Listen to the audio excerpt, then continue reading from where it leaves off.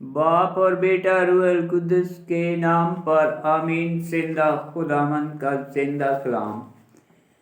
दूसरा अखबार की किताब उसका 34 बाब। यूशिया की सल्तनत। और यूशिया जिस वक़्त बादशाह हुआ 8 बरस की उम्र का था और उसने यरूशलेम में 31 बरस सल्तनत की। उसने वही काम किए जो खुदावंद की निगाह में रास्त थे और अपने बाप दाऊद की राहों पर चला और उससे दाएं या बाएं तजवीज़ ना किया। और अपनी सल्तनत के 8वें बरस में जब वो हनूज लड़का ही था, वो अपने बाप दाऊद के खुदा को ढूंढने लगा। और 12वें बरस में यहूदा और यरूशलेम को ऊंची जगहों और खम्भों और बुतों और ढाली हुई मूर्तों से पाक करना शुरू किया। और लोगों ने उसके सामने बलीम के मजहबों को ढा दिया और सूरज के सतूनों को जो उन पर थे तोड़ डाला और खम्भों को काट डाला और तराशी हुई और ढाली हुई मूर्तों को रेजा रेजा करके खाक कर दिया और खाक को उनकी कब्रों पर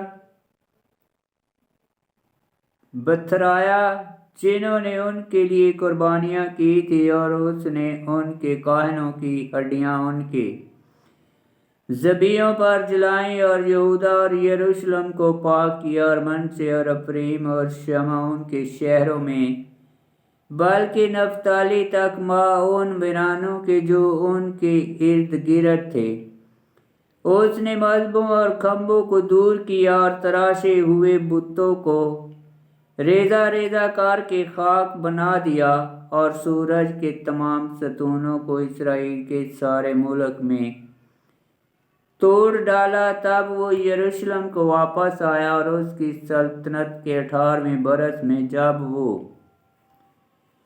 मुल्क को और घर को पाक कर चुका, उसने शफ़ान बिन असलिया और शहर के रईस मसीहा और योआख बिन योहाज मूरख को खुदावंद अपने खुदा के घर की मरम्मत करने को भेजा।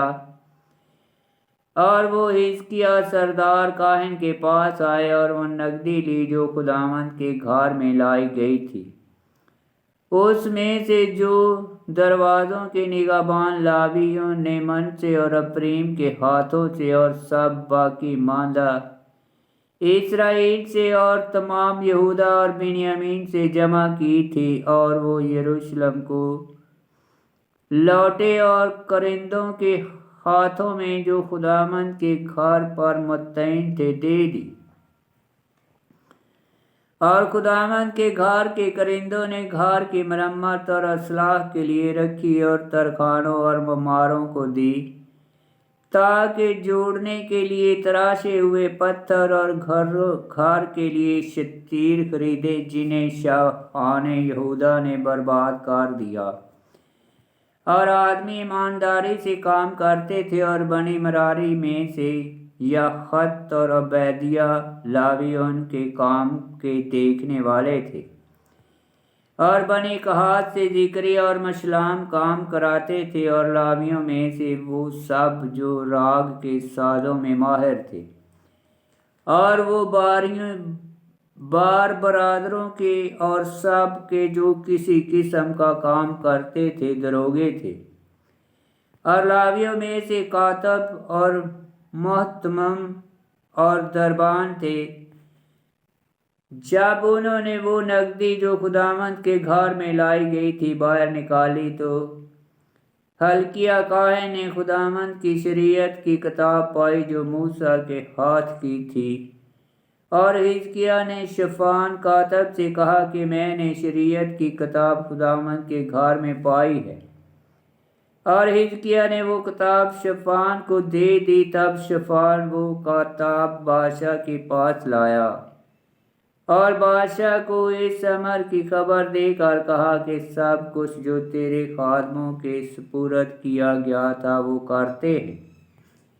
और उन्होंने वो नगदी जो खुदावंद के घर में पाई गई گنی اور مختاروں اور کام کے دروگوں کے ہاتھوں میں دی، اور شفان کاتب نے بادشاہ کو خبر دے کر کہا کہ حلقیہ کاہن نے مجھے یہ کتاب دی ہے، اور فشان نے بادشاہ کے سامنے اس میں سے پڑھا۔ جب بادشاہ نے شریعت کی باتیں سنی تو اس نے اپنے کپڑے پھاڑے، اور بادشاہ نے حلقیہ اور اہیکام بن شفان اور عبدون بن میکا اور شفان کاتب اور بادشاہ کے نوکر عصایہ کو حکم دے کر کہا کہ جاؤ اور میرے لیے اور اسرائیل اور یہودہ میں باقیوں کے واسطے اس کتاب کے کلام کے بارے میں جو پائی گئی خداوند سے دریافت کرو، کیونکہ خداوند کا غضب جو ہم پر پڑا ہے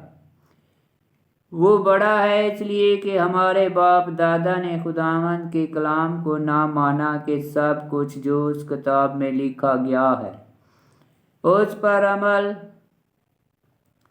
کریں۔ تب حلقیہ اور وہ جنہیں بادشاہ نے حکم دیا ہلدن نبیہ کے پاس گئے، جو توشہ خانہ کے دروگا شلوم بن توقیت بن حسرہ کی بیوی تھی، اور یروشلم کے دوسرے حصے میں رہتی تھی، اور انہوں نے اسے اس بارے میں کہا تو اس نے ان سے کہا، خداوند اسرائیل کا خدا یوں فرماتا ہے کہ تم اس آدمی کو جس نے تمہیں میرے پاس بھیجا یوں کہو کہ خداوند فرماتا ہے، دیکھو میں اس مقام پر اور اس کے باشندوں پر بلا نازل کروں گا، وہ سب لعنتیں جو اس کتاب میں لکھی گئی ہیں، جو یہودہ کے بادشاہ کے آگے پڑھی گئی، چونکہ انہوں نے مجھے ترک کیا اور اجنبی معبودوں کے آگے خوشبو جلائی،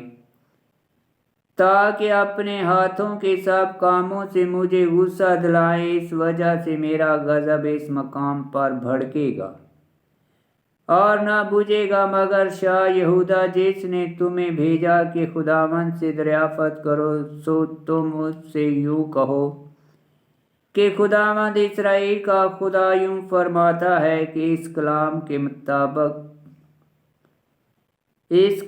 کے متعلق جو تو نے سنا، چونکہ تیرا دل نرم ہوا اور تو نے خدا کے حضور فروخت نہیں کی، جس وقت کہ تو نے اس کا کلام اس مقام کے خلاف اور اس کے باشندوں کے خلاف سنا، اور تو نے میرے سامنے فروخت نہیں کی اور اپنی عاجزی میں اپنے کپڑے پھاڑے اور تو میرے آگے رویا، تو میں نے بھی تیری سنی، خداوند فرماتا ہے، پس دیکھ میں تجھے تیرے باپ دادا کے ساتھ شامل کروں گا، اور تو سلامتی سے اپنی قبر میں جائے گا، اور تیری آنکھیں اس آفت کو جو میں اس مقام پر اور اس کے باشندوں پر لاؤں گا نہ دیکھیں گی۔ اور انہوں نے بادشاہ کو یہ باتیں کہیں۔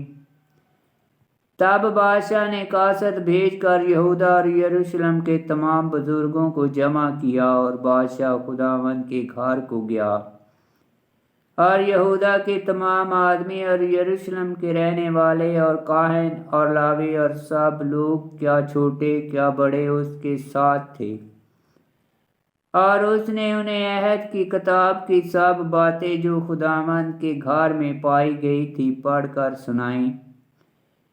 اور بادشاہ منبر پر کھڑا ہوا اور خداوند کے حضور عہد کیا کہ وہ خداوند کی پیروی کریں گے اور اس کے احکام اور شہادتوں اور قوانین کو اپنے سارے دل سے اور اپنی ساری جان سے مانیں گے، تاکہ عہد کے اس کلام پر جو اس کتاب میں لکھا گیا ہے عمل کریں۔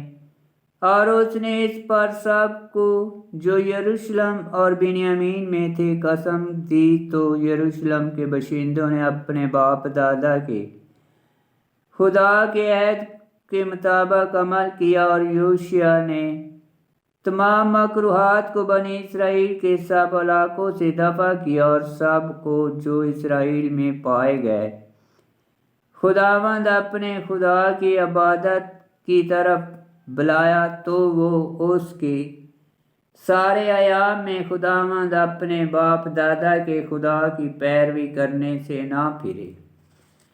آمین۔ خداوند کا پاک کلام کا پڑھا اور سنا جانا باعث برکت ہو۔ خداوند تیرا شکر ہو۔ آمین۔